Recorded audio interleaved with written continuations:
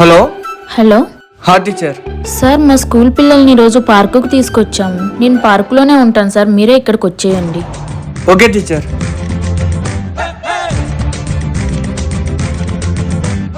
అన్నా, ఎండ ఎక్కువ ఉంది కదా, కొంచెం వాటర్ తీసుకొస్తావా? సార్ తీసుకొస్తాను, మీరు కూర్చోండి. థ్యాంక్స్ మేడం, అర్థం చేసుకున్నందుకు. అయ్యో పర్లేదురా, నేను ఒక అమ్మాయినే కదా. ఇప్పుడు అంతా ఓకేనా? Okay madam. నీకు మళ్ళీ ఇలాంటి ప్రాబ్లం ఎప్పుడన్నా వస్తే నాకు చెప్పరా, నా ఫోన్ నెంబర్ తీసుకో. సరే మేడం.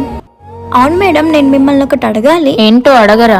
మీరు ఫారెన్ కంట్రీస్ లో ఏదో స్టడీ కోసం వెళ్తున్నారంట ఈ కదా? విషయం నీకెలా తెలుసు?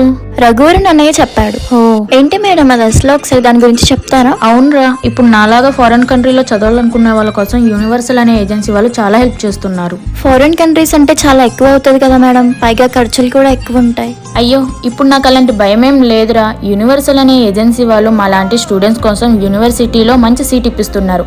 మంచి స్టేయింగ్, పైగా పార్ట్ టైం జాబ్ చేయాలనుకున్న వాళ్ళ కోసం మంచి పార్ట్ టైం జాబ్స్ కూడా వాళ్ళే చూసి పెడతారు. పైగా మన తెలుగు వాళ్ళంతా ఒక దగ్గరే ఉంటారు, ఇంకా భయం ఎందుకు? ఓ అవునా, కానీ వాళ్ళని ఎలా కాంటాక్ట్ అవ్వాలి టీచర్? కిందున్న నెంబర్కి కాంటాక్ట్ అవుతే కంప్లీట్ డీటెయిల్స్ వాళ్ళే చెప్తారు. ఇది చాలా యూస్ఫుల్ అవుతుంది మేడం, నేను మా ఫ్రెండ్స్ కి కూడా చెప్తాను. ఏంటి ఏదో షేర్ చేస్తా అంటున్నావు? ఏం లేదన్నయ్య, టీచర్ ఒక మంచి విషయం చెప్పారు, అదే మా ఫ్రెండ్స్ కి చెప్తానని చెప్తున్నాను. మంచి విషయం అయితే పర్లేదు, 10 మందికి చెప్పచ్చు.